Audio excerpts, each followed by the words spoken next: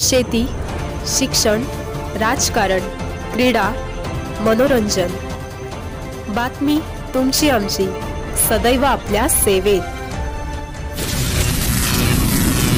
महाराष्ट्र माझा. नमस्कार, मी फिजा मोहिने आणि आपण पाहत आहात महाराष्ट्र माझा. आज आपण आहोत श्रीदेव लक्ष्मीनारायण व गणपती देवस्थान गुजराळी राजापूर येथे. गेल्या 2 दिवसापासून येथे कार्तिकोत्सव हा कार्यक्रम सुरू आहे. आज आपण आहोत रमा ठाकूर यांच्यासोबत. तर आपण जाणून घेऊया आजच्या कीर्तनाचा विषय काय आहे. रमा ठाकूर यांच्याबद्दल. नमस्कार, मी रमा ठाकूर. गेले 2-3 दिवस माझी कीर्तन इथे सुरू आहे आणि पहिल्या दिवशी मी गणेशाचं आख्यान लावलं होतं, गोकर्ण महाबळेश्वर. दुसऱ्या दिवशी काल एकादशी होती, त्याच्यामुळे नामदेवांचं चरित्र लावलं होतं. आणि आज गुरुभक्ती या विषयाचं एक अनोखं कीर्तन मी इथे सादर करणार आहे. त्याच्यात दीपकाचं आख्यान मी आज सांगणार आहे. गुरुभक्ती हा आजच्या कीर्तनाचा माझा विषय आहे. तर तुम्ही मला सांगू शकता का की हा विषय तुम्ही का निवडलाय? नक्कीच. खरं तर गुरुभक्तीसाठी अजून अनेक आख्यानं तयार आहेत, म्हणजे अनेक नामवंत कीर्तनकारांनी ती केली. परंतु आजचं कीर्तन विशेष आहे. म्हणजे आजच्या कीर्तनातली म्हणजे आख्यानातली जी पदं आहेत, जी गाणी आहेत, ती गाणी सगळी माझ्या वडिलांनी म्हणजे विजय पुरोहितांनी रचली आहेत आणि त्याची चालीही विजय पुरोहितांनीच लावली आहेत. त्याच्यामुळे हे कीर्तन माझ्यासाठी खूप विशेष आहे, म्हणून मी ते आज इथे लावण्याचा प्रयत्न करणार आहे.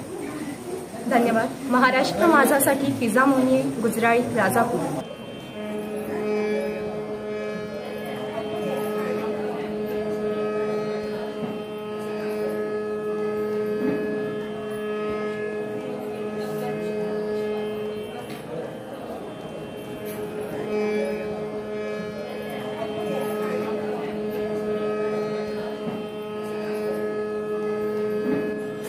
माझं नाव चिन्मयी दीपक कानविंदे. मी राजापूर येथील घटाळीमध्ये राहते.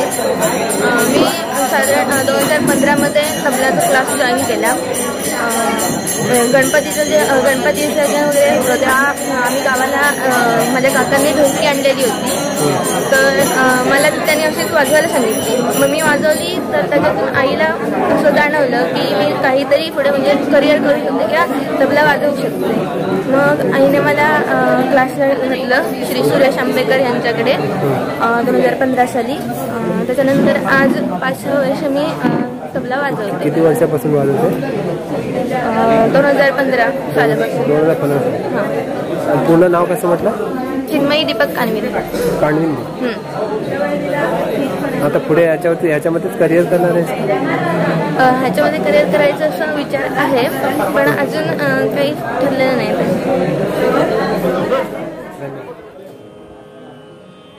नमस्कार मंडळी. आज त्या उत्सवाचा 3रा दिवस, शेवटचा दिवस आणि खरोखर ते कळस झालेले आहेत. कारण वाटते पुन्हा मोरोपंतांनी म्हटलेलं आहे असं, जयाची उदे पूर्ण वेदांत वाणी कसे हो म्हणावे तया लागे वाणी. वाणी कसं म्हणायचं? वेदांत सगळं बोलतायत आणि देवालाच प्रश्न विचारतात, तू का राम? मी पण राम आहे. तुकाराम नाव कसं आहे त्यांचं? म्हणजे एकजीव होणं परमेश्वराची जे त्यांच्यामध्ये होतं. पहिल्या दिवशी उदाहरण त्यांचीच होतं. तुमच्याकडं पेटी वाजवणारे काचेच ठाकूर आहेत आणि तबलची मात्र बदललेले आहेत. चिन्मयी कानविंदे आज.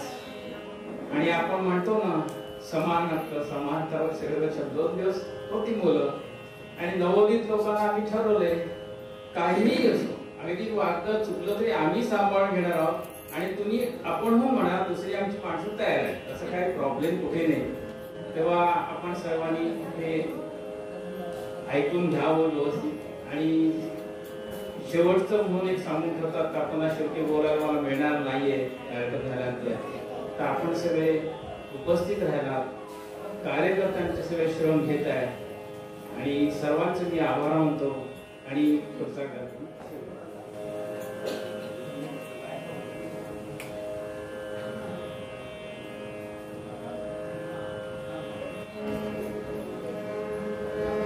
श्रीमन्महागणाधिपतये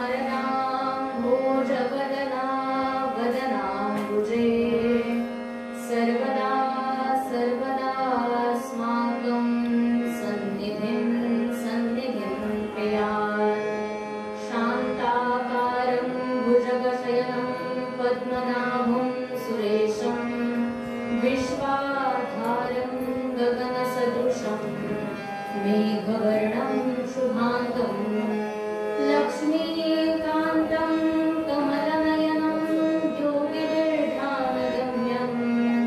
वन्दे विष्णु भवभयहरं सर्वलोकैकनाथं ब्रह्मानन्दं परमसुखदं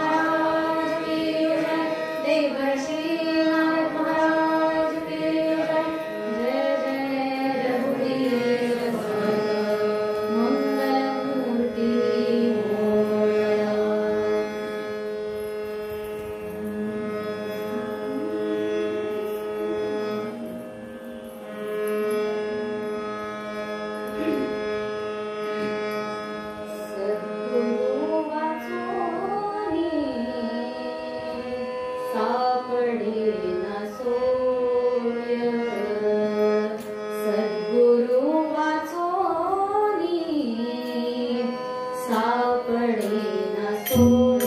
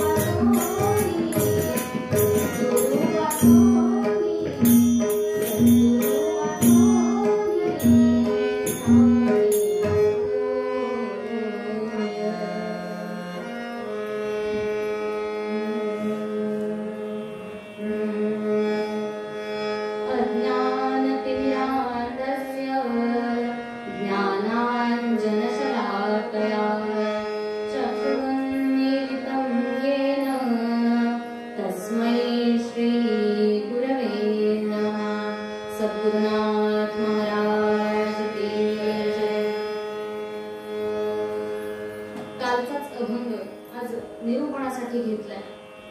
विषय फार मोठा होता म्हणून कालचाच अभंग घेतलाय. तुकाराम महाराजांनी हा अभंग लिहिलाय.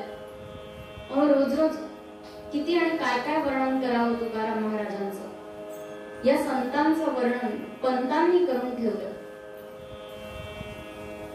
कवी वामन पंडित म्हणाले,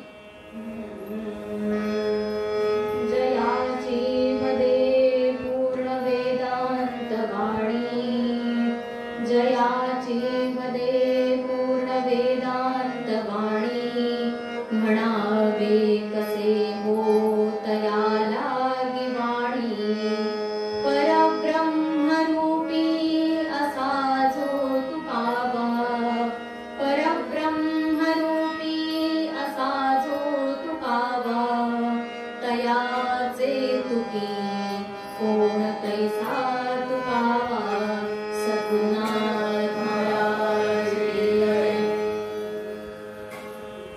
कालच्या सारखंच मोरोपंतांनी जसं म्हटलं की त्यांना वाण्याचा तुक्या म्हणू नका.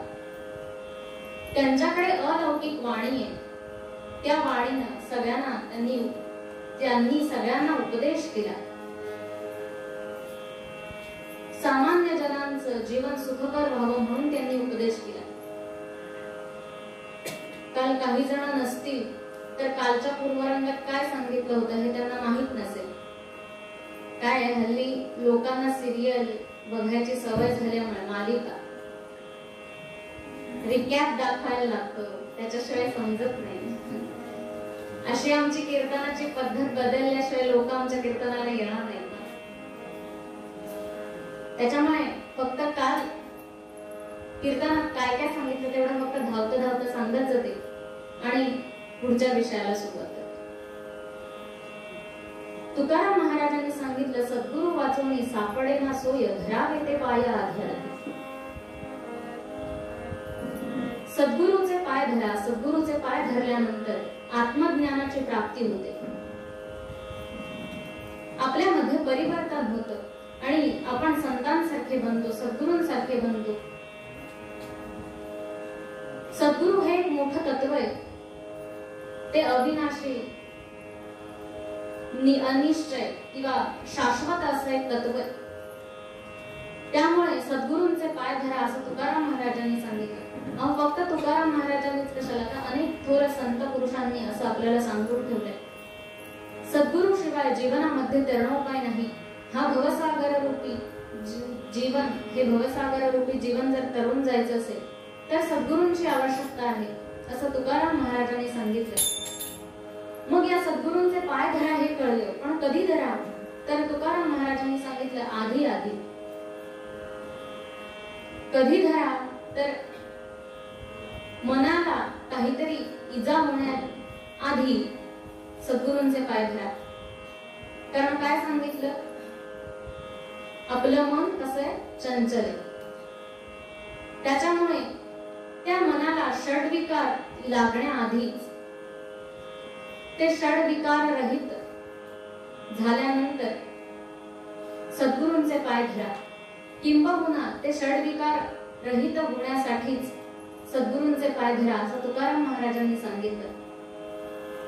इथपर्यंत आपण काल येऊन थांबलो होतो. आणि असं केल्यानंतर सद्गुरू काय करतात, तर ते आपल्याला आत्मज्ञान देतात. आपणासारखे करीती तात्काळ. मग पुढे सांगितलं होतं की लोह परिसाची नस आहे उपमा, सद्गुरू महिमा अगाधची. लोह परिसाची उपमा सद्गुरूंना देता येणार नाही, कारण सद्गुरू त्याहूनही काहीतरी वेगळे आहेत. प्रत्येक जण सुखासाठी धडपड करतोय. प्रत्येक मनाला किंवा प्रत्येक आत्म्याला, प्रत्येक व्यक्तीला आपल्याला परमेश्वर भेटावा असं वाटत असतं. म्हणून सुखासाठी धडपड करतो, परमेश्वर प्राप्तीसाठी धडपड करतो. पण तरीही ते काही आपल्याला साध्य होत नाही. सगळ्यांच्या आपण म्हणजे सुख मिळवण्यासाठी आपण सगळ्यांच्या पाया पडतो, पण परमेश्वराची भेट जो घालून देतो तो सद्गुरू, त्याच्या मात्र आपण कधीही पाया पडत नाही, त्याला मात्र नमस्कार करायला, त्याला वंदन करायला आपण विसरतो. काल सांगितलं की जीवनाचं सगळ्यात महत्वाचं उच्च प्रतीचं म्हणजे आनंद कुठला, जीवनाचा सगळ्यात महत्वाचा उच्च प्रतीचा आनंद कुठला, तर तो मोक्ष मिळवणं. मग तोच जर मिळवला नाही किंवा सद्गुरूंचा अनुग्रह जर मिळवला नाही तर या जीवनाला, या मानवी देहाला काहीही उपयोग नाही. 184 योनी फिरून आपल्याला हा मनुष्य जन्म मिळतो असं म्हणतात. जगामध्ये 3 गोष्टी या दुर्मिळ आहेत. दुर्लभम त्रयमे वैतत देवानुग्रह हेतुकम मनुष्यत्वम मुमुक्षत्वम आणि महापुरुष संशया.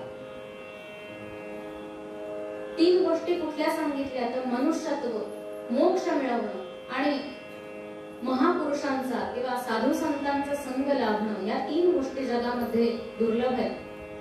मग आपल्याला हा एवढा 184 योनी फिरून मिळालेला मनुष्य जन्म आहे, त्याचं काहीतरी याच जन्मात सार्थक केलं पाहिजे. मग मनुष्याची इति कर्तव्यता कशात येऊ, तर नुसतं प्रपंच करण्यात आहे का? भगवंतानं तुम्हा आम्हाला का पाठवलं, त्याचं कार्य करण्यासाठी तुम्हा आम्हाला पृथ्वी तलावर पाठवलं. भगवंताचं कार्य काय, तर यदा यदा हि धर्मस्य ग्लानिर्भवति भारत अभ्युत्थानम धर्मस्य तदात्मानं सृजाम्यहम् किंवा परित्राणाय साधूनां विनाशाय च दुष्कृता. मग भगवंताचं कार्य कुठलं, तो दुष्टांचा नाश करायचा आणि धर्माची स्थापना करायची, धर्माला ग्लानी येऊ द्यायची नाही, त्याचं पालन करायचं. मग या कामासाठी त्यांना आपल्याला मनुष्य योनीत घातलं. आपल्याकडे फ्रीज असतो, फ्रीज माहिती आहे ना सगळ्यांना. त्या फ्रीजचा उपयोग आपण कशासाठी करतो, तर काही वस्तू टिकवून ठेवायची असेल तर आपण त्याच्यात ठेवतो. पण त्याच्यात आपण जर कपडे ठेवले तर लोक तुम्हाला आम्हाला काय म्हणतील, या गादीवर फिरवून बोलत नाही, पण तुम्हा आम्हाला जे लोक म्हणतील नाही तर तेच देव आपल्याला म्हणत असतो. का तर त्यानं पाठवलंय कशासाठी आणि तुम्ही करताय काय. म्हणून मनुष्य जन्माची इति कर्तव्यता कशात आहे, तर परमेश्वर प्राप्तीचा आनंद घेणं किंवा सद्गुरूंचा अनुग्रह घेणं. तेच जर आपण कार्य केलं नाही तर मग तुम्ही जीवनात दुसरं मिळवलंत काय. आणि म्हणून आपले पावसचे स्वामी स्वरूपानंद यांचा अनुग्रह घेतलेली कितीतरी मंडळी, कितीतरी साधक लोक आपल्याला बघायला मिळतात. ती किती आनंदी आणि त्यांचं जीवन किती छान चाललेलं असतं, सगळं अलबेल चाललेलं असतं त्यांच्या आयुष्यात. ते स्वामी स्वरूपानंद एका अभंगामध्ये याचं वर्णन करतात.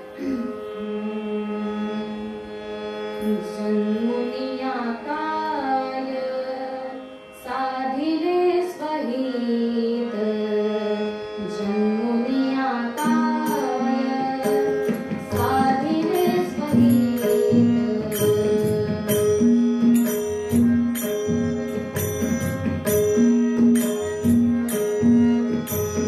जन्मुनिया काय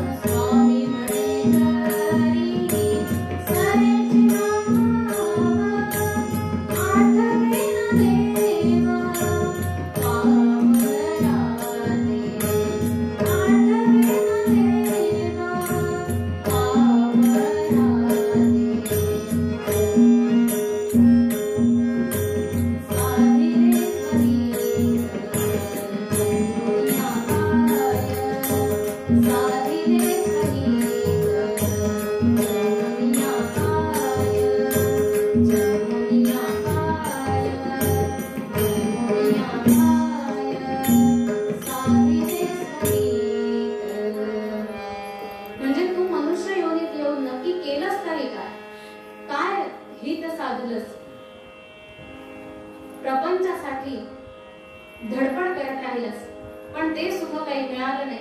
जे मिळालं होतं ते चिरकाल टिकणारं सुख होतं, अशाश्वत असं सुख होतं. मग तू जन्माला येऊन काय केलंस? आणि कितीही झालं तरीही स्वामी म्हणे तरी सरेची ना हाव. कितीही झालं तरी माणसाचे हाव काही संपत नाही. टू व्हीलर असली तर फोर व्हीलर घ्यावीशी वाटते. इथे घर असलं तर अजून कुठेतरी रत्नागिरीत घर घ्यावंच वाटतं. इकडच्यांसाठी बोलायचं तर लक्ष्मी हार असला तर चिंचपेटी घ्यावीशी वाटते. पण हाव काही संपत नाही हो माणसाची. आणि ही हाव जोपर्यंत संपत नाही तोपर्यंत माणूस देवाला शोधण्याच्या भानगडीत पडत नाही. माणसाचा स्वभाव कसा आहे माहितीये का? माणसाचं असं आहे की मनात भक्तीचा अभाव असणं हाच माणसाचा स्वभाव. वाक्य लक्षात आलं का? इतकं सुंदर वाक्य आहे, एका क्षणात कळून जातं काय म्हणायचं ते. असा हा माणसाचा स्वभाव आहे. त्याला काही गरजच नाहीये परमेश्वराची. जेव्हा दुःख येतं ना तेव्हा मात्र तो परमेश्वराला शिव्या घालतो. बाकी एरवी चांगली गोष्ट झाली की हे मी केलं, ते मी केलं, ते मी केलं म्हणत राहतो. पण जेव्हा तुमच्या मनात भाव असेल, भक्ती असेल, एखाद्याबद्दल श्रद्धा असेल, तेव्हाच तुम्हाला परमेश्वर काय किंवा सद्गुरू काय तेव्हाच भेटणार आहे.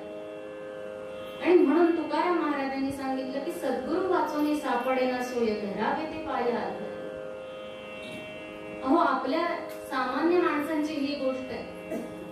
सामान्य माणसाला सद्गुरू करावा लागतोच. त्याचा अनुग्रह, सद्गुरूंचा अनुग्रह सामान्य माणसाला घ्यावा लागतोच.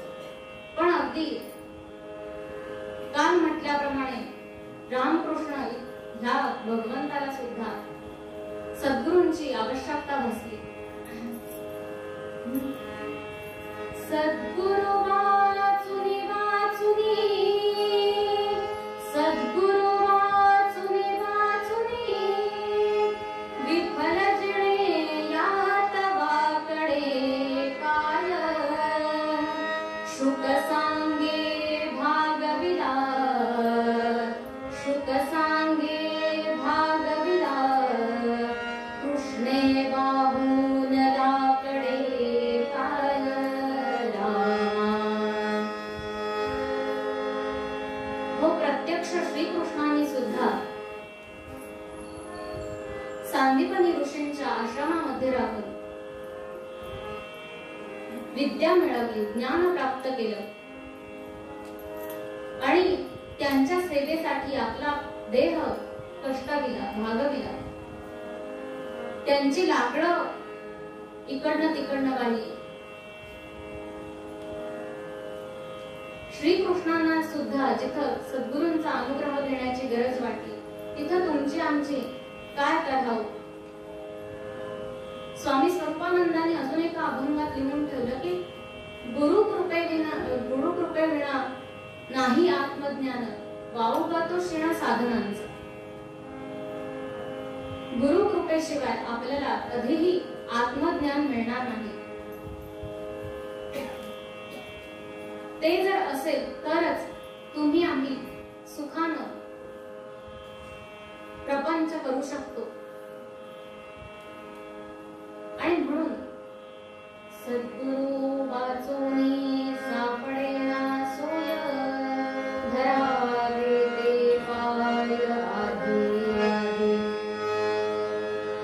आणि मग अशा सद्गुरूंचा अनुग्रह मिळाल्यानंतर काय होतं? कालपासून ऐकतोय आपण, सद्गुरूंचा अनुग्रह घेतला पाहिजे, सद्गुरूंचे पाय धरले पाहिजे, त्यांना शरण गेलं पाहिजे. पण मग असं केल्यानंतर काय होतं? तर मी बऱ्याच वेळेला म्हणून गेले की आत्मज्ञानाची प्राप्ती होते, आत्मज्ञानाची प्राप्ती होते. पण आत्मज्ञानाची प्राप्ती होते म्हणजे नक्की काय होतं? तर आपल्या अंतरंगात जो आहे तो सगळीकडे चराचरात भरलेला आहे याची जाणीव माणसाला होते. आता मी इथे कितीही सांगितलं तरी सुद्धा कीर्तन संपल्यावर रस्त्याने जाताना एखादा कुत्र्याला दगड मारून जाऊ शकतो, त्यामुळे माझ्या सांगण्याचा काहीही उपयोग नाही. पण हेच जर सद्गुरूंनी सांगितलं, ते कसं आहे माहितीये का, सोनाराम कान टोचले तर दुखत नाही म्हणतात. म्हणजे जेनू काम तेनू आहे, ज्याचं काम त्यानेच करावं. शेतकरी लोक असतात, आता तुम्ही आम्ही कधीतरी कोयती घेऊन शेतात गेलो आणि झाडं तोडायला गेलो तर काय होतं? नको तिथे घाव बसतो की नाही? ते शेतकऱ्याचंच काम आहे, त्यानेच करावं. काही अपवाद असतात, नाही असं नाही, पण त्याला काहीच अपवाद असतात. त्यामुळे आपलं जीवन जर सुखकर करायचं असेल तर सद्गुरूंची आवश्यकता ही आहेच. मग आत्मज्ञान म्हणजे आपल्या अंतरंगात जो आहे तोच परमेश्वर आपल्याला सर्वत्र दिसायला लागतो. हे आत्मज्ञान काय करतं? तर आपल्या चित्तातली किंवा आपल्या मनामधली, आपल्या पूर्वकर्मातली जी काही दुःख आहेत, जी काही पाप आहेत, ते हे आत्मज्ञान जाळून टाकते. म्हणजे एखाद्या पर्वतावर किंवा गवतात एखादी ठिणगी जर पडली तर ती ठिणगी, छोटीशी ठिणगी सुद्धा सगळं गवत जसं जाळून टाकते, तसं हे आत्मज्ञान तुमच्या आमच्यातला अहंकार, जे षड्रिपू आहेत, ते आपली पाप सगळ्याचा जाळून भस्म करतं. म्हणून आत्मज्ञान होण्याची आणि सद्गुरूंची आवश्यकता आहे. कुठल्याही शास्त्राचा अभ्यास करा किंवा कितीही शास्त्रांचा अभ्यास केला, वेदनिषदांचा अभ्यास केला, ती अगदी जरी मुखोद्गत केली, रोज देवपूजा केली, तिन्ही त्रिकाळ स्नान संध्या केली, तरीही त्या सगळ्याचा सद्गुरू मिळण्यासाठी काहीही उपयोग होत नाही. आपल्याला मनापासून तळमळ लागली पाहिजे सद्गुरूंच्या भेटीची, तरच सद्गुरू आपल्याला भेटतात. आपलं जर आचरण चांगलं असेल तर सद्गुरू प्रत्यक्ष तुमच्या आमच्यापर्यंत चालत येतात, ते आत्मज्ञान देतात. पण हल्ली सगळीकडेच थोथाण माजलेलो, कोणीही उठतो, भगवी वस्त्र परिधान करतो, गळ्यात माळा घालतो आणि सद्गुरू म्हणून नावारूपाला येतो आणि आम्हीही त्याला महत्व द्यायला लागतो. हल्ली बडेजाव फारच वाढलाय. म्हणजे दाखवण्यासाठीच सगळेजण करतात. खरोखर अंतरंगात किती असतं ते देवालाच ठाऊक. देवाला सुद्धा हल्ली लोक फसवायला लागले माहितीये, दानपेटीत खोट्या नोटा टाकायला लागले. देव हा त्रिकाल ज्ञानी आहे, त्याला सुद्धा माणूस फसवायला लागला. इतकी मजल माणसाची पुढपर्यंत गेली. माणूस हा वरच्या रंगरूपाला भुलून काय करेल त्याचा काही नेम नाही. म्हणून चोखा मेळा म्हणाले, काय भुललासी वरली या रंगा, काय भुललासी वरली या रंगा, काय भुललासी वरली या रंगा. उस डोंगा परी रसनो डोंगा, उस डोंगा परी रसनो डोंगा, काय भुललासी वरली या रंगा, काय भुललासी वरली या रंगा, वरली या रंगा, वरली या रंगा. म्हणजे वरती वस्तू कशी आहे, एखादी वरचं त्याचं कव्हर कसं आहे ते बघूनच आपण वस्तू घेतो. जाहिरातीत दाखवलं, हा चला ही वस्तू छान आहे ना, वरती जरा आकर्षक केली की तीच वस्तू आपल्याला छान वाटते आणि ती वस्तू आपण घेतो. पण अहो, शेक्सपियरचं एक वाक्य आहे, त्याने नाटकात इंग्लिश मध्ये लिहिलंय. माझं इंग्लिश काही एवढं चांगलं नाही म्हणून मी आपलं मराठीतच सांगते तुम्हाला, की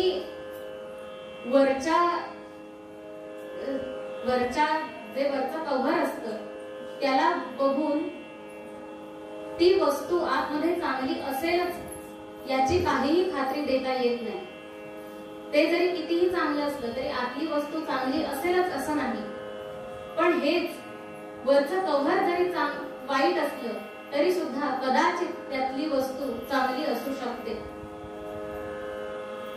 तसे पाश्चात्यांचे विचार सांगितले की हल्ली आपल्याला लगेच पटतं, त्याच्यामुळे जरा शेक्सपियरला आणलं मध्येच. आता केळं बघा, केळं पिकत आलं की थोडस जास्त झालं की त्याला वरती काळे डाग पडायला लागतात. खाता ना केळं, काहीतरी बोला चालेल. केळ्याला वरती काळे डाग पडायला लागतात, पण आतनं केळं चांगलं असतं की नाही त्याच्यावरूनच समजायचं. आपण फक्त आणि फक्त वरचं कव्हर बघून वस्तू वापरतो, त्याला आत कितपत काय आहे ह्याच्याशी आपलं घेणं देणं नसतं. पण मनामध्ये जर खरोखरची तळमळ असेल, मनी नाही भाव म्हणे देवा मला पाव, देव अशानं पावायचा नाही रे, देव बाजारचा भाजीपाला नाही. जर मनामध्ये भाव नसेल, सद्गुरूंविषयी तेवढी तळमळ नसेल, त्यांची सेवा करायची तयारी नसेल, इतकंच कशाला का आपल्या जीवाचं कल्याण करून घ्यायची जर इच्छा नसेल ना, तर सद्गुरू काहीही झालं तरी आपल्यापर्यंत येणार नाही किंवा आपल्याला त्यांचा संग सुद्धा मिळणार नाही. पण हेच जर आयुष्य छान करायचं असेल तर सद्गुरूंची नितांत आवश्यकता आहे. आणि म्हणूनच आजच्या मूळ पद्यात तुकाराम महाराजांनी सांगितलं,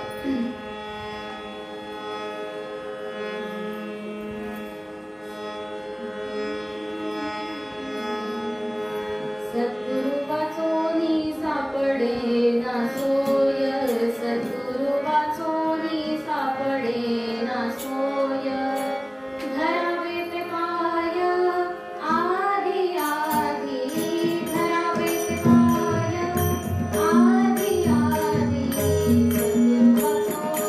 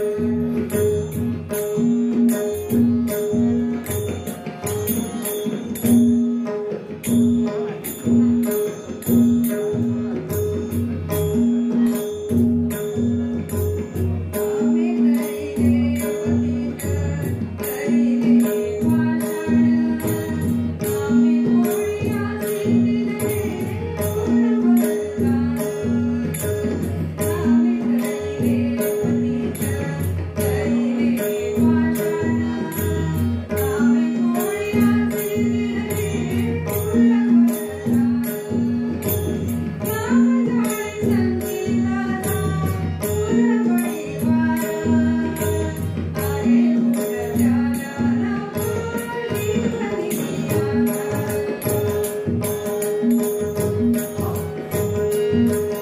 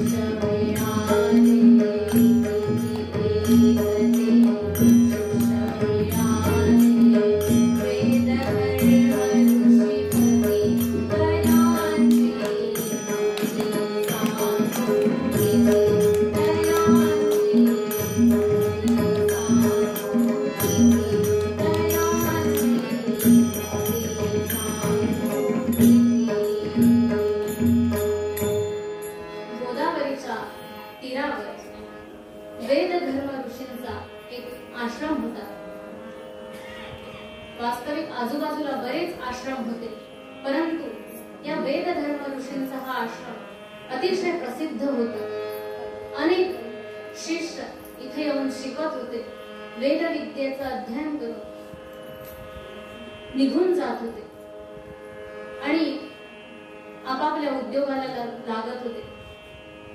कितीतरी शिष्य या वेद धर्म ऋषींनी घडवले. असे हे वेद धर्म ऋषी खूप लांब लांब वरून लोक किंवा विद्यार्थी यांची ख्याती ऐकून यांच्याकडे वेदाध्ययनाचं अभ्यास करायला, पारायण करायला यायचे. असा हा सुंदर वेद धर्म ऋषींचा आश्रम होता. एक दिवस झालं असं की या वेद धर्म ऋषींनी सगळ्या शिष्यांना एकत्र बोलावलं आणि सांगितलं की ऐकलात का, आज माझं तुमच्याकडे काम. गुरुजींचं काहीतरी काम आहे हे ऐकल्यावर सगळेजण खुश झाले. इथे कोणी शिक्षक असतील तर त्यांना चांगलाच अनुभव असेल की गुरुजींनी म्हणायची खोटी, ही चिठ्ठी इकडनं तिकडे नेऊन द्या की 100 विद्यार्थी तयार असतात.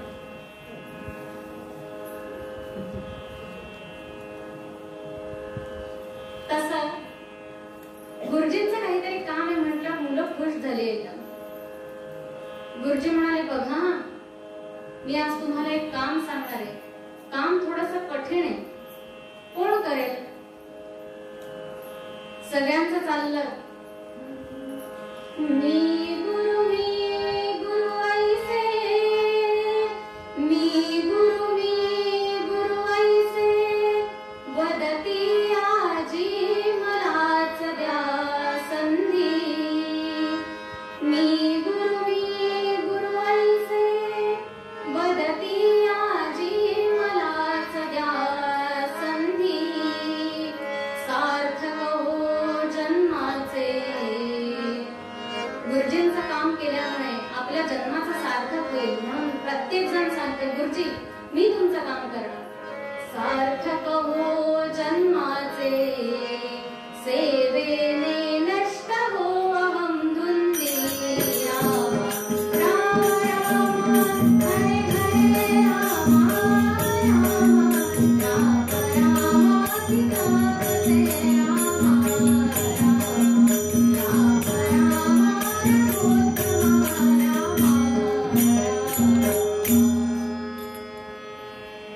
प्रत्येक जण म्हणतो गुरुजी मी करणार, गुरुजी मी करणार. अरे पण आधी काम काय ते तरी ऐकून घ्या. काम थोडंसं कठीण आहे असं मी सांगितलंय, करणार ना नक्की. एकदा ऐकल्यानंतर मग पाठी यायचं नाही पुढे.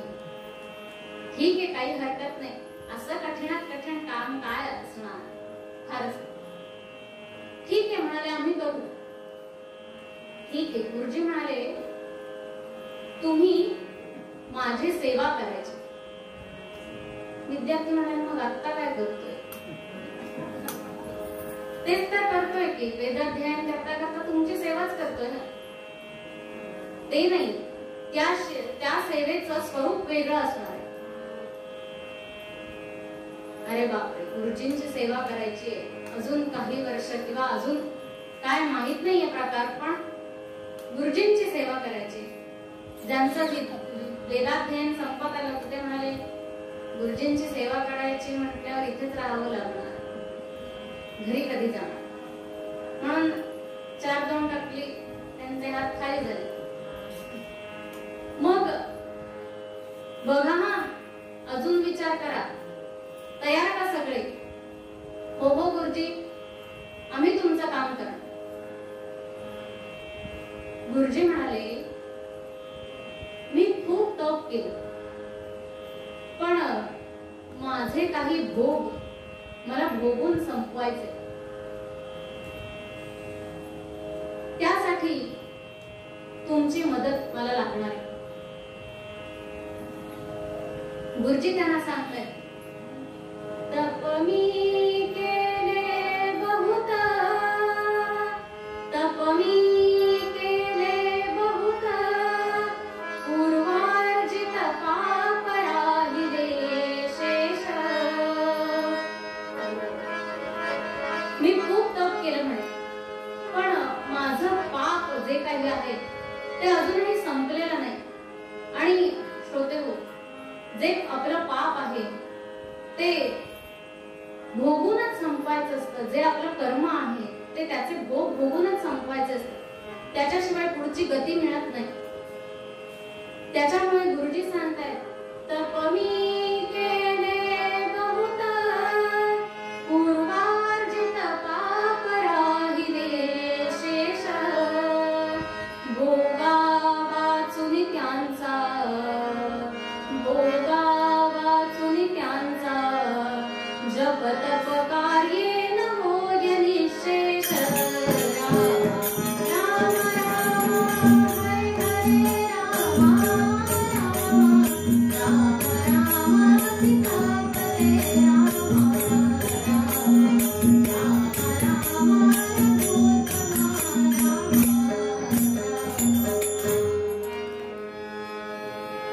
जर मी भोगून हे भोग माझे संपवले नाही तर मला नरकात जावं लागेल.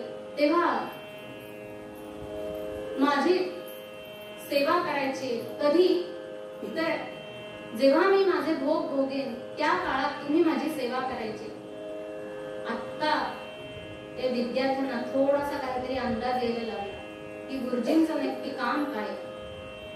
पण अजून तरीही किती वर्ष काय काही समजलेलं नाही. पण ह्यांचे भोग भोगून हे संपवणार, मग त्याच्यात आम्ही कशाला, म्हणून आपले अजून एक 4-5 हात खाली झाले. गुरुजी बघतायत इतके अनेक विद्यार्थी गुरुजींनी तयार केले, पण गुरुजींना मदतीसाठी 4-2च टकली तयार झाली. अजून सुद्धा त्या सेवेचं स्वरूप काय ते कळलेलं नाहीये. गुरुजी हळूहळू सांगतायत मालिकांमध्ये कसं उद्याचा भाग लोकांनी बघायला पाहिजे, त्याच्यामुळे अगदी शेवटच्या वाक्यापर्यंत आणून ठेवतात मालिका. तसं गुरुजींचं चाललंय. आणि शेवटी अगदी आता विद्यार्थ्यांचा सहनशक्तीचा अंत बघायला नको म्हणून आपलं गुरुजी म्हणाले, काय सांगतात गुरुजी, तर 21 वर्षे पर्यंत मी होईन कुष्ठग्रस्त, सेवा करिता परमित, सुख सर्वही पार. आता विद्यार्थ्यांना कल्पना आली काय करायचं, आणि हे ऐकल्यानंतर सगळे हात खाली झाले. काय करायचं होतं, तर गुरुजींचे भोग भोगायचे होते, त्याच्यामुळे त्यांना कुष्ठ होणार होतं. आणि अशा अवस्थेत 21 वर्ष गुरुजींची सेवा करायची होती. सगळे हात खाली झाले. गुरुजी म्हणाले तरी सांगत होतो आधीच, मग मागे यायचं नाही म्हणून सांगितलं होतं. पण एवढे विद्यार्थी गुरुजींनी काही उगाच तयार केले होते का? कोणाच्या तरी मनात गुरुजींबद्दल आत्मीयता असेलच ना.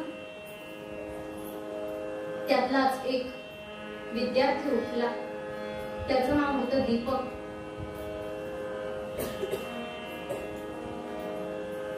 त्या दीपकानं सांगितलं, गुरुजी मी तुमची सेवा करायला तयार आहे.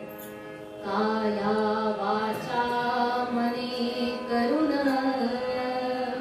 सेवा करीन रात्रंदिन,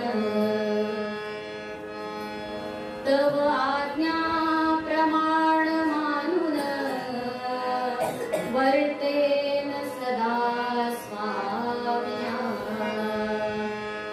गुरुजी तुम्ही सांगाल तसं तुमची आज्ञा प्रमाण मानून मी तुमच्या सोबत राहीन, मी तुमची सेवा करेन.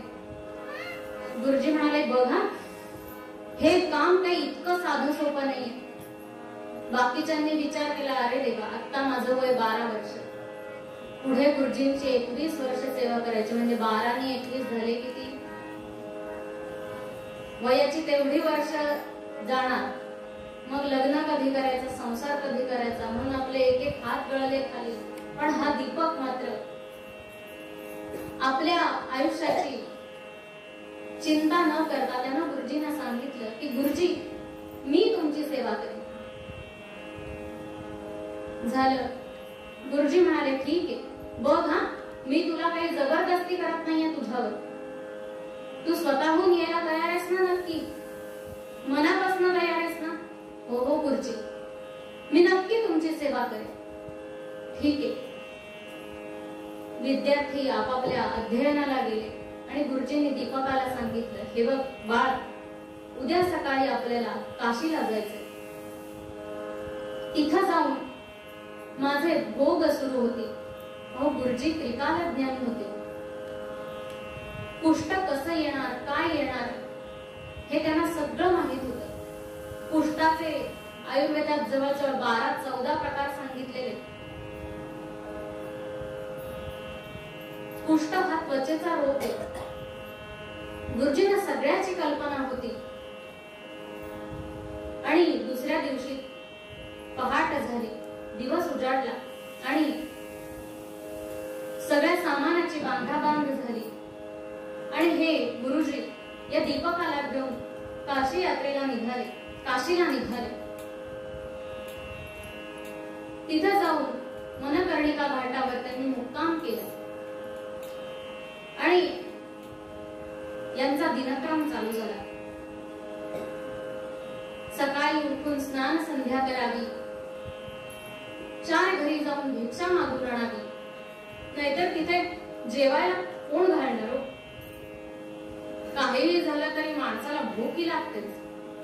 अगदी संन्यासी जरी असला, तुका म्हणे संन्यासी माध्यान्ह काळी तोंडवासी.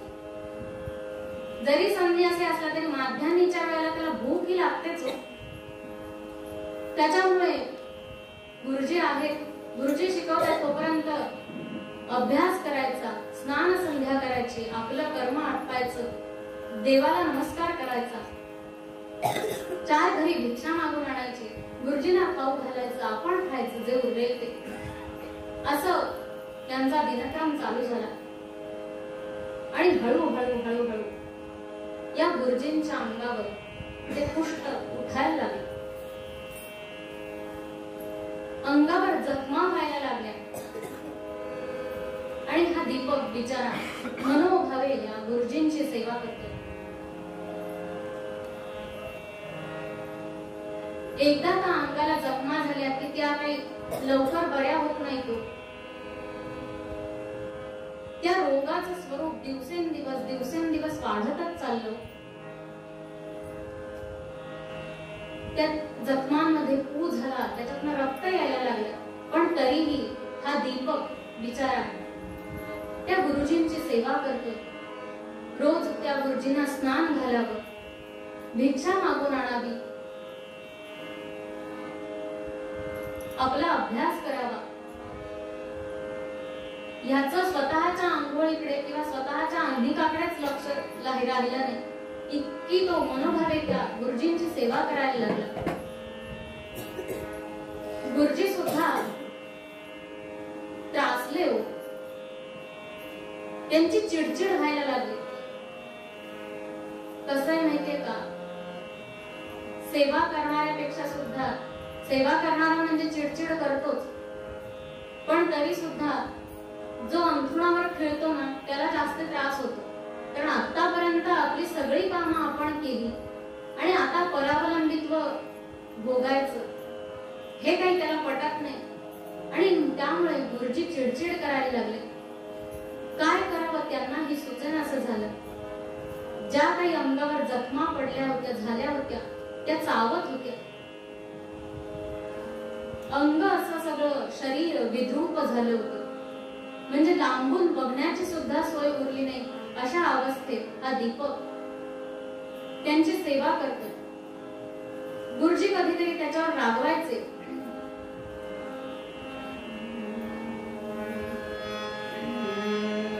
नाळसी कारे पक्वाना शिणलो बहु भक्षुनी कदाना.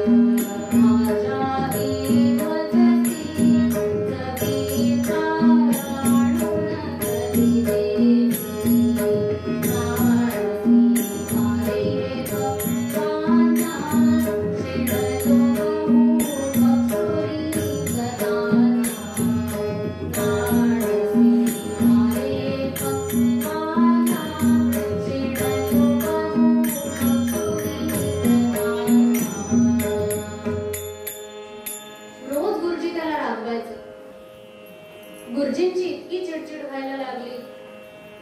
या दीपकानं जर गुरुजींची सेवा करावी किंवा गुरुजींना काहीतरी लागेल म्हणून भिक्षा आणायला तो गेला नाही तर अरे इथे स्वस्ताच काय बसून राहिलास, जा भिक्षा मागून आण. जर भिक्षा मागायला गेला तर म्हणायचे तुला काय लाज वाटते, माझ्या सेवेसाठी आलास ना, गावभर कुठे फिरत होतास. मग मला आता झोपायचीच व्यवस्था कर, मला आता बसवत नाहीये, थोडा वेळ झाला तर मला पुन्हा उठवून बसव. असं हे गुरुजींचं दिवसेंदिवस वाढत होतं. पण दीपक तरीही न कंटाळता त्यांची सेवा करतो.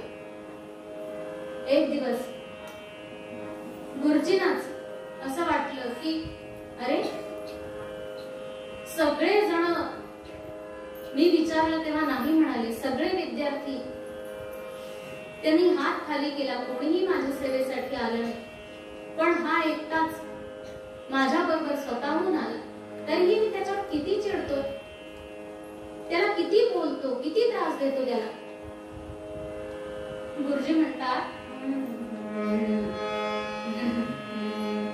लाज मला अजिबाटे दीपका, लाज मला अजिबाटे दीपका, लाज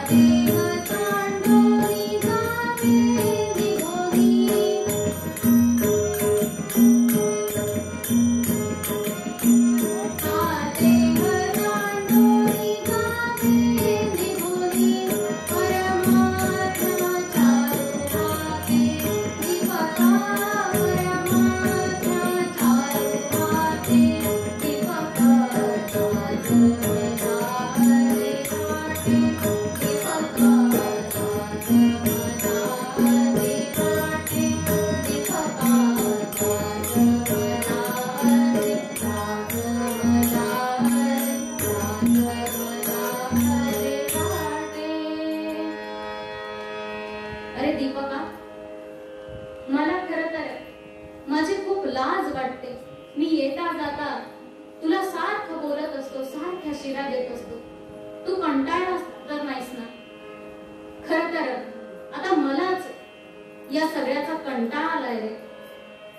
पण काय करणार, माझे भोग हे मलाच भोगायला हवे, त्याच्याशिवाय काही पर्याय नाही. असं वाटतं की हा देह सोडून भगवंताकडे निघून जा. दीपक म्हणाला, गुरुजी काय बोलताय तुम्ही? गुरुजी खरं सांगू का, मला तुमची सेवा करण्यानं तुमच्या आत्ताच्या या वाक्यामुळे झालं. असं काहीतरी बोलू नका. मी मनापासून तुमची सेवा करतोय की नाही, मग तुम्ही असं काहीतरी बोलू नका. तुम्ही लवकर बरे व्हा. दीपक रोजच्या प्रमाणे आपल्या कामाला निघून गेला. अनेक वर्ष चालली. 21 वर्ष गुरुजींची सेवा करायची होती. आत्ताशी कुठे जमते 6-7 वर्ष निघून गेली.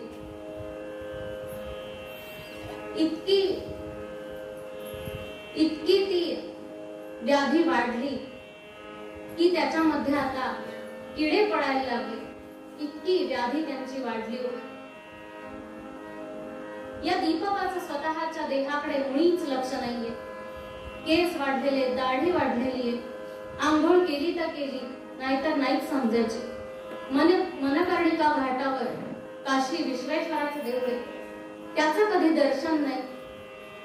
संध्या नाही, स्नान नाही. गुरुजींना खाऊ घालून झाल्यानंतर जे काही उरलं असेल ते खायचं, पण ते सगळं करून त्याची सुद्धा खायची इच्छा गेली होती. गुरुजींची अवस्था त्याला सुद्धा बघवत नव्हती. आणि अशातच एक दिवस, सोनियाचा दिवस म्हणतात तसं झालं दीपकाच्या आयुष्यामध्ये. आणि एक दिवस मनकर्णिका घाटावर पाय मोकळे करण्यासाठी हा दीपक जेव्हा गेला होता, तेव्हा अचानक भगवान शंकर या दीपकासमोर उभे राहिले आणि म्हणाले, बाळा इकडे ये. अरे तू जी गुरूंची सेवा करतोस ना, ती बघून मी तुझ्यावर प्रसन्न आहे. तेव्हा आता तुला जे काय हवं ते माग. दीपक म्हणाला, हे काय आहे? म्हणजे मला काही कळलं नाही, कारण मी कधी तुम्हाला साधा नमस्कार केला नाही, कधी स्नान संध्या केली नाही, कधी एखादा स्तोत्रही म्हटलं नाही, तरी सुद्धा असे तुम्ही मला प्रसन्न झाला. शंकर सांगतात, अरे तू जी गुरूंची सेवा केलीस ना, त्यातच मी धन्य झालो. गुरु आणि आम्ही काही वेगळे नाही. तेव्हा तुला काय हवं ते माग. दीपक म्हणाला, मला असं करता येणार नाही. माझ्यासोबत माझे गुरुजी आले, त्यांच्या सेवेत मी आहे. तेव्हा त्यांची जर आज्ञा असेल ना, तरच मी वर मागे. भगवान शंकर म्हणाले, ठीक आहे, जशी तुझी इच्छा. तू गुरुजींना विचारून ये. झालं. दीपक धावत गुरुजींकडे गेला आणि म्हणाला, गुरुजी आज काय आश्चर्य माहितीये, मी काहीही केलं नाही, भगवंताची भक्ती काहीच केली नाही, तरी सुद्धा भगवान शंकर मला प्रसन्न झाले आणि ते विचारतायत, ते सांगतायत की तू काहीतरी वर माग. गुरुजी म्हणाले, अरे वा, हे चांगलंच झालं की. मग काय मागशील? तेव्हा दीपक म्हणाला, गुरुजी असं मागू का की तुमची हे काय जो रोग आहे, तुमची व्याधी जी काय आहे ती नष्ट होऊ दे, ती निघून जाऊ दे. हे ऐकल्यानंतर गुरुजी इतके संतापले. काय म्हणून शंभुसे मागसे तुवरा, काय म्हणून शंभुसे मागसे तुवरा, काय म्हणून शंभुसे मागसे तुवरा. शुश्रूषा टाळण्या मार्ग सोपा, शुश्रूषा टाळण्या मार्ग सोपा. काय म्हणून शंभुसे मागसे तुवरा, काय म्हणून शंभुसे मागसे तुवरा.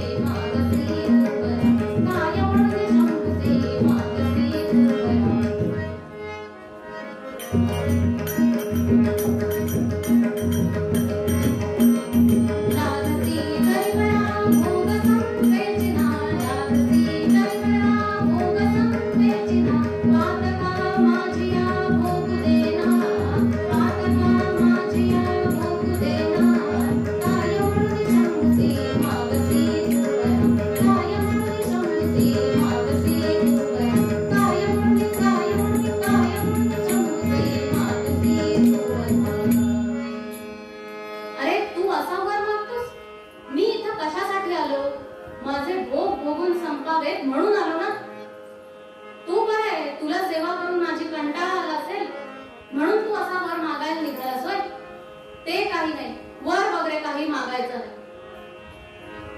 दीपक म्हणाला,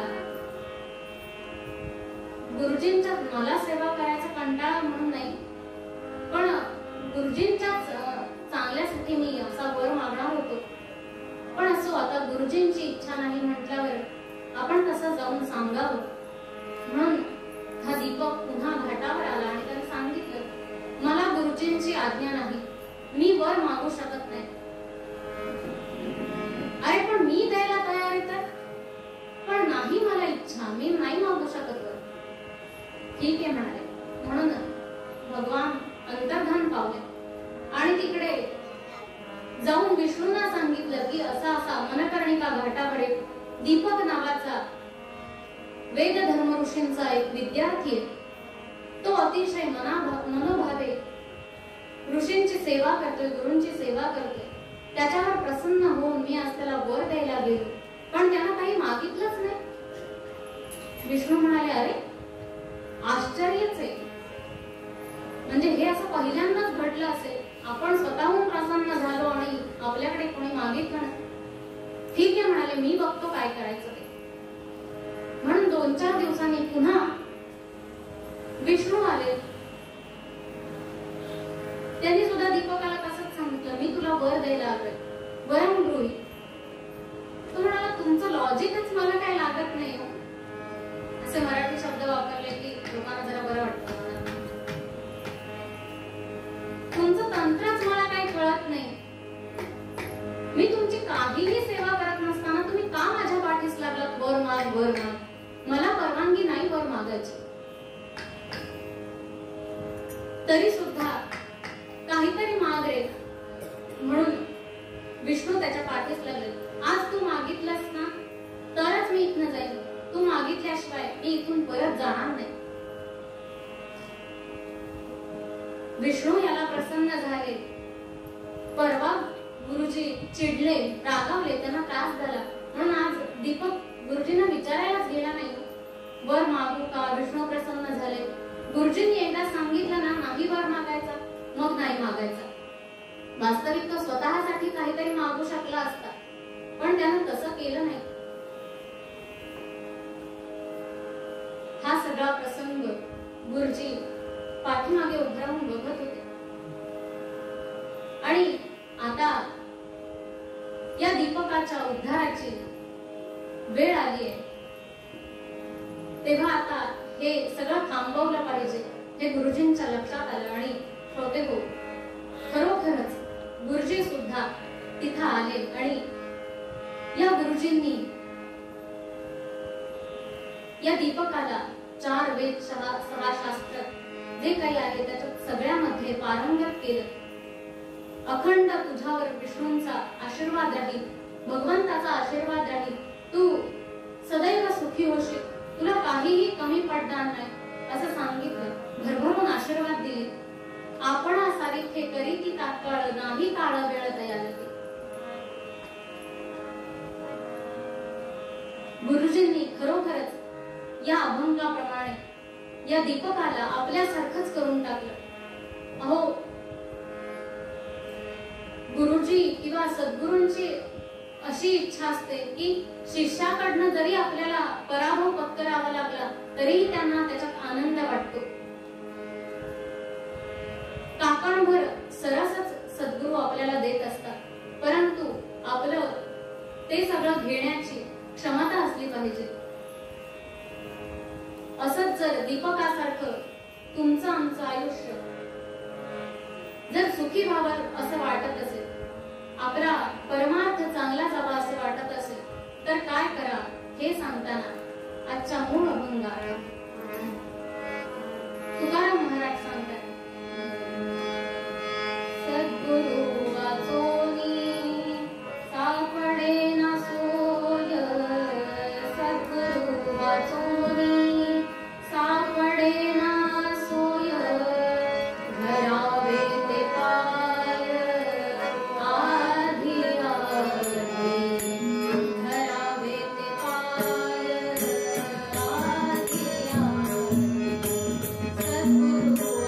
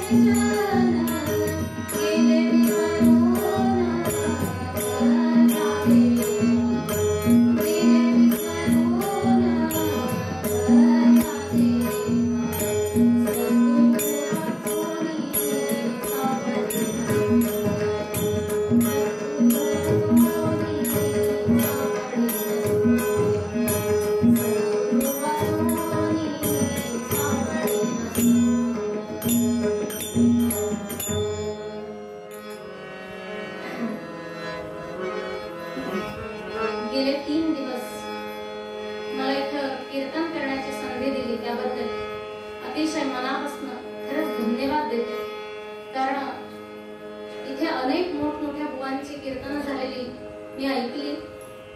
खरं तर धाडसच होत नव्हतं हो म्हणण्यासाठी, पण तरीही रानडे काकांनी कौतुकान मला इथं कीर्तन करण्याची संधी दिली, बोलावलं म्हणून मी आपलं हो म्हटलं. जे काही कीर्तनामध्ये चुकीचं वाटलं असेल ते माझं आहे, जे चांगलं आहे ते माझ्या आई वडिलांचं, गुरुजींचं आहे. आणि एक महत्वाचं सांगायचं म्हणजे खरं तर आपण आपली स्तुती करू नये. रामदासांच्या नियमानुसार तो मूर्ख ठरतो, पण तरीही मला अभिमान म्हणून एक गोष्ट सांगते. आजचं जे आख्यान होतं ते आख्यान गुरुचरित्रातल्या दुसऱ्या अध्यायावर आधारित होतं, पण त्यातली पदं जी आहेत, जी काही आख्यानातली 4-2 पदं आहेत, ती सगळी माझ्या बाबांनी रचली आणि त्याला चाली सुद्धा माझ्या बाबांनी लावल्या. त्यामुळे ही खरोखर माझ्यासाठी खूप अभिमानाची गोष्ट होती. वास्तविक माझे बाबा कीर्तन करत नाही, ते शिक्षक होते, केंद्रप्रमुख होते, रिटायर होता होता. पण सहज त्यांना स्फूर्ती झाली आणि एक दिवस त्यांनाही प्रचंड इच्छा होती कीर्तन करायची. त्यामुळे त्यांनी एका दादाने सांगितलं त्यांना की दत्त जयंतीला तुम्ही कीर्तन करा. तर ते गुरुचरित्राचं पारायण चालू होतं आणि बाबा म्हणतात की खरोखर अक्षरशः म्हणजे रात्री स्वप्नात अशी पदं लिहिलेली त्यांना दिसली, इतकी छान पदं ही तयार झाली. त्यामुळे आज हे अट्टहासन हे आख्यान लावायचं मी ठरवलं. झालेली सेवा भगवंताच्या चरणी अर्पण करणारच आहे. त्याआधी चिन्मयी, या चिन्मयीचं खरोखरच कौतुक आहे. वास्तविक तबला वाजवायला कोणीही मुलगी सहसा तयार होत नाही. तिच्यासाठी एकदा टाळ्या झाल्या पाहिजे आणि खरोखरच उत्तम तबला वाजवायला. म्हणजे या दोघांचं कौतुक आहेच, नाही म्हणत नाही, कमालच आहे त्यांची सुद्धा. परंतु मुली या कलेकडे सहसा कमी वळतात, त्यामुळे हिचं विशेषत्वानं कौतुक. तिघांनीही खरोखरच उत्तम साथ केली. आज आमच्या भाऊजींनी सुद्धा उत्तम साथ केली. तुम्ही श्रोत्यांनी सुद्धा अगदी मनापासनं आणि कौतुकानं माझं कीर्तन ऐकलं, त्याबद्दल खरोखरच सगळ्यांना धन्यवाद देते. तुमचे आशीर्वाद कायम माझ्या असेच पाठी राहावेत आणि माझी अशीच उत्तरोत्तर प्रगती व्हावी हीच ईश्वर चरणी प्रार्थना व्यक्त करते. खरं तर इथे सगळ्यांची ओळख झालीये, पण प्रत्येकाचे आता आभार मानत नाही तेवढं समजून घ्या. सगळ्यांचेच आभार आहेत. तुमच्या कौतुकाची थाप माझ्या कायम पाठीशी राहू दे इतकंच सांगते आणि तुकाराम महाराजांनी जे मागणं मागितलं ते मागते.